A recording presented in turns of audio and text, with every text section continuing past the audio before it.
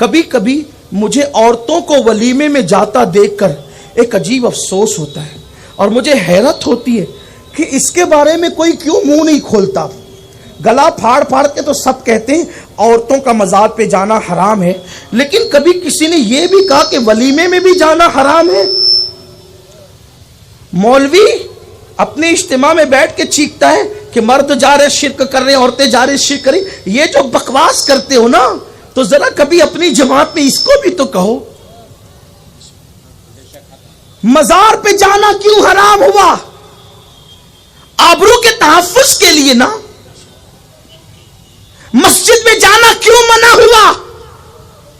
مجھے بتایا جائے جس مذہب نے عورت کی عزت کی حفاظت کے لیے عورت کو مسجد میں آنے سے منع کر دیا، اس مذہب کے ماننے والوں کے یہاں ولیموں میں بن ٹھن کے جانے کا جواز کہاں سے نکل آیا؟ یہاں تو مذہبی لوگوں کی عورتیں بھی جا رہی ہیں. اب بات اگر کہی جائے گی تو برا سب کو لگتا ہے. مسئلہ ایک آپ ہی کو سمجھتا، اوروں کو نہیں سمجھتا. بہت کچھ سوچ کر بنا ہوں میں دریا کا حریف، ورنہ میں بھی جانتا تھا عافیت ساحل میں ہے، ساحل ہی میں عافیت ہے. لیکن مجھے بتایا جائے مسجد سے روکنے والی قوم، مزارات سے روکنے والی قوم ابھی تک بازار اور ولیمہ سے کیوں نہ روک سکی؟ وہ بھی بے پردہ ہے کوئی اس کے خلاف بولنے والا؟ وہ بھی بے حجاب بن سنور کر وَقَرْنَا فِي بُيُوتِكُنَّ. یہ پردے کے تین حصے ہیں، ایک درمیانہ، ایک معذورانہ اور ایک سب سے اعلیٰ ولیوں کا پردہ. سب سے اعلیٰ قسم پردے کی ہے وَقَرْنَا فِي بُيُوتِكُنَّ. اور ڈالے خطاب یہ ان سے ہو رہا ہے جن کے بستر پہ قرآن نازل ہوا ہے، جن کے بستر پہ قرآن آیا ان کو کہا جا رہا ہے وَقَرْنَا فِي بُيُوتِكُنَّ، اپنے گھروں میں بیٹھی رہو.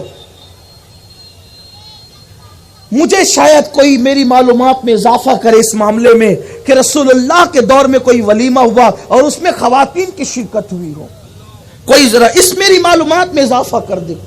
میں کوئی علامہ نہیں ہوں، کوئی محقق اور مفتی نہیں ہوں، لیکن مجھے بتایا جائے حضور علیہ السلام کے جتنے ولیمے ہیں ان ولیموں میں شرکت صرف صحابہ کی. سورۃ الاحزاب اٹھا کے دیکھو، اس کا ان آیتوں کا شان نزول اٹھا کر دیکھیں. اور پھر چلی اگر با پردہ جاتی تو کوئی گنجائش کی صورت تھی، لیکن بے نقاب بے حجاب بن سنور کر دن بھر بنتی ہے اور پھر جاتی ہے. پھر اس میں ہنسی ہے، مذاق ہے، غلط ملت ہے، بے پردگی ہے، پھر ویڈیو شوٹنگ ہے. ویڈیو شوٹنگ کرنے والے مسلمان بھی نہیں ہے. مولانا سے پیر جی سے اپنی بیویوں کو، عورتوں کو، بہنوں کو، بیٹیوں کو چھپایا اور شوٹنگ کے نام پر اپنے گھر کی عورتوں کو ان کے سامنے بے نقاب کر دیا. اس قوم پہ لعنت نہیں برسے گی تو کیا ہوگا؟ لوگ کہتے ہیں ہندوستان میں مر رہے، پٹ رہے، یہ ہو رہے. ارے کیوں نہیں ہوگا؟ قدرت جب لعنت کر رہی ہے تو رحمت تم پر کون بھیجے گا؟ قدرت جس قوم پہ لعنت کرے رحمت کون بھیجے گا؟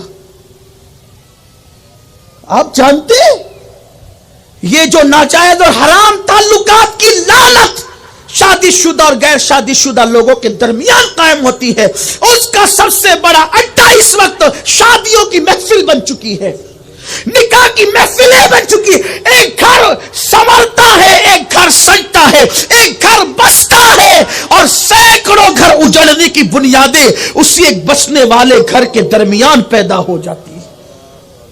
اس کا ماتم کون کرے گا؟ اس حق پر اعلان کو ممکن ہے عورتیں برا مانتی ہوگی کہ اب ہمیں ولیمے میں جانے سے بھی روک دیا، ممکن ہے آدھی ادھوری تقریر کاٹ کے کوئی اس کا بھی مذاق بنائے، لیکن میں کہتا ہوں پردے کی پابندی کے ساتھ تو میں کوئی کلام نہیں کرتا، لیکن بے پردہ. اور یہ تو کہتا ہوں یہ تقوی کی اعلیٰ قسم. اگر کوئی عورت ولی بننا چاہتی، دھیان دے، مرد ولی بننا چاہتا ہے اسے روزے کی کثرت کرنا ہے، کثرت سے روزے رکھنا ہوگے، کثرت سے نمازیں پڑھنی ہوگی، تہجد پڑھنا ہوگا، قرآن کی تلاوت کثرت سے کرنا۔